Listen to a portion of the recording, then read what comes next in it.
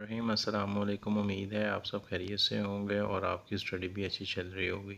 آج ہم اپنے پی پی ایس سی کے سبجیکٹ اسلامیات کے پہلے لیکچر کا آغاز کر رہے ہیں، جس میں نے جو پہلا ٹاپک سلیکٹ کیا ہے وہ ہے پریئر، یعنی کہ نماز کے متعلق۔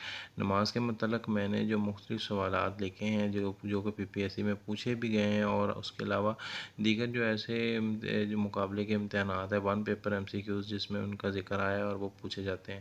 تو سب سے پہلا جو میں نے سوال دیکھا ہے کہ ورڈ پریئر لینگویج پرشین، تو اس کو اردو میں دیکھیں تو نماز جو ہے یہ فارسی زبان کا لفظ ہے۔ اگر وہ کویشچن کرتا ہے کہ نماز کس زبان کا لفظ ہے، تو یہ پہلا ہمارا جو اس کا جواب ہے نماز فارسی زبان کا لفظ ہے۔ سیکنڈ پہ آتا ہے کہ نماز 2 ہجری میں فرض ہوئی، اس میں یہ پوچھ سکتا ہے کہ نماز کب فرض ہوئی، تو نماز 2 ہجری میں فرض ہوئی۔ نماز کے لغوی معنی کیا ہیں، تو نماز کے لغوی معنی جو ہیں دعا کے ہیں۔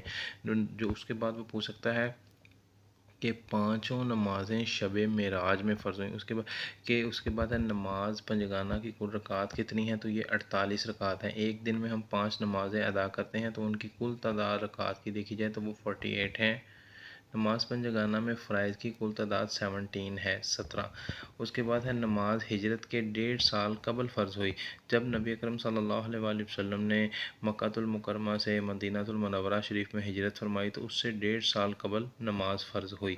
نماز کو جنت کی کنجی بھی کہا جاتا ہے۔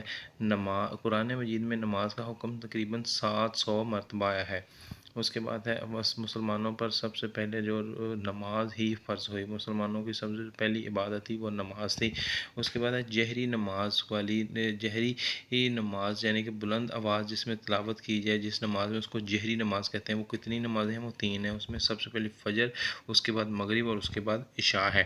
اس کے بعد ہمارے پاس آ جاتا ہے اسلام کی جو پہلی مسجد ہے اس کا نام کیا تھا، تو اسلام کی پہلی مسجد کا نام مسجد قباء تھا۔ اس کے بعد مسلمانوں کا قبلہ اول جو ہے یہ بیت المقدس ہے۔ اس کے بیت المقدس کے بعد تبدیل ہو گیا مکہ المکرمہ ہوا۔ اس کے بعد تبدیلی قبلہ کا حکم 2 ہجری میں آیا، نماز بھی 2 ہجری میں فرض ہوئی۔ اس کے بعد ہمارے پاس ہے نماز استسقاء۔ نماز استسقاء جو ہے یہ بارش کے لیے پڑھی جاتی ہے۔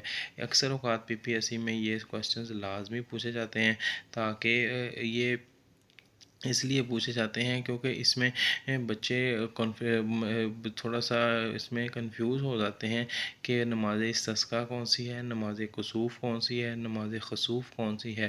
اور یہ یاد رکھیں کہ نماز استسقاء جو ہے یہ بارش کے لیے پڑھی جاتی ہے، کہ جب خشک سالی ہو اور بارش نہ ہو رہی ہو، اور اس کے بارش کی دعا کے لیے نماز استسقاء ادا کی جاتی ہے۔ نماز کسوف سورج گرہن کے وقت پڑھی جاتی ہے۔ نماز کسوف دراصل عربی زبان میں سورج گرہن کو کہا جاتا ہے، اس لیے نماز کسوف جو ہے یہ سورج گرہن کے وقت پڑھی جاتی ہے۔ نماز خسوف، اور اسی طرح جس طرح کسوف سورج گرہن کے وقت پڑھی جاتی ہے، اور جو خسوف ہے یہ یاد رکھیں یہ لفظ ایک کسوف ہے کاف سے اور ایک خسوف ہے خے سے، تو نماز خسوف جو ہے یہ پڑھی جاتی ہے چاند گرہن کے وقت۔ اور اسی طرح جو خسوف، اس کو عربی زبان میں چاند گرہن کو عربی زبان میں خسوف کہا جاتا ہے، اس لیے نماز خسوف چاند گرہن کے وقت پڑھی جاتی ہے۔ نماز جنازہ جو ہے یہ فرض کفایہ ہے۔ فرض کفایہ کا مطلب یہ ہے کہ اگر یہ جس نے سنا ہے کہ نماز جنازہ ادا ہونی ہے، اس لیے اور وہ جان بوجھ کر اس میں شرکت نہیں اس نے کی، جان بوجھ کے نہیں گیا، تو وہ گناہ کا مرتکب ہوا۔ اس کے بعد ہمارے پاس آتا ہے وضو کے کل کتنے فرائض ہیں، تو وضو کے کل 4 فرائض ہیں۔ سب سے پہلا فرض ہے منہ دھونا، اور اس کے بعد ہے یعنی کہ چہرہ دھونا، اس کے بعد ہے کہنیوں سمیت بازو دھونا، اس کے بعد چوتھائی سر کا مسح کرنا، اور ٹخنوں سمیت پاؤں دھونا۔ تو یہ وضو کے 4 فرائض ہیں۔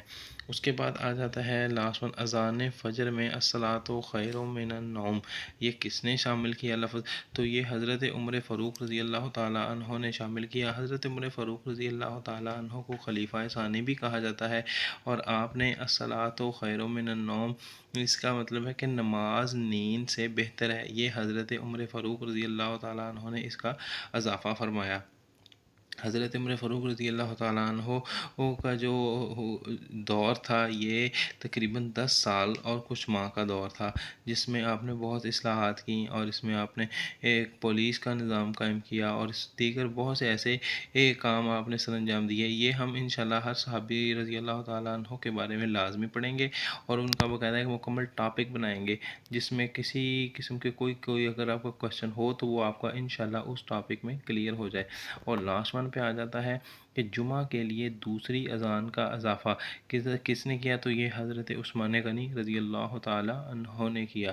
جمعہ کے دن دوسری اذان کا اضافہ حضرت عثمان غنی رضی اللہ تعالیٰ عنہ نے کیا۔ آپ کو خلیفہ سوم بھی کہا جاتا ہے، تو اس لیے اور آپ نے تدوین قرآن بھی کی، اس لیے حضرت عثمان رضی اللہ تعالیٰ عنہ کے بھی دور میں کافی ایسی اصلاحات ہوئیں کہ جن کا مسلمانوں کو جس میں مسلمانوں کو آسانیاں ملیں۔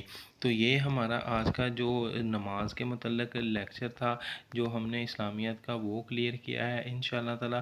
اب ہمارا جو نیکسٹ لیکچر ہوگا وہ روزہ کے متعلق ہوگا، اور اس طرح ہم انشاءاللہ ایک ایک کر کے اپنا لیکچر کمپلیٹ کرتے جائیں گے، اور آپ ساتھ ساتھ اس کو یاد بھی کرتے جائیے اور اس کو انشاءاللہ اپنے دوستوں تک بھی پہنچائیے تاکہ ان کو بھی فائدہ ہو، وہ بھی آسانی حاصل کر سکیں۔ اور اللہ تعالیٰ کی ذات کا بھی فرمان ہے کہ آپ آسانی پیدا فرمائیں اور میں آپ کے لیے آسانی پیدا فرماؤں گا۔ تو انشاءاللہ تعالیٰ امید ہے آپ کو یہ پسند آئی ہوگی ویڈیو، اور انشاءاللہ یہ کنٹینٹ بھی آپ کو اچھا لگے گا۔ اللہ تعالیٰ آپ سب کو کامیاب فرمائیں، آمین۔ السلام علیکم ورحمۃ اللہ۔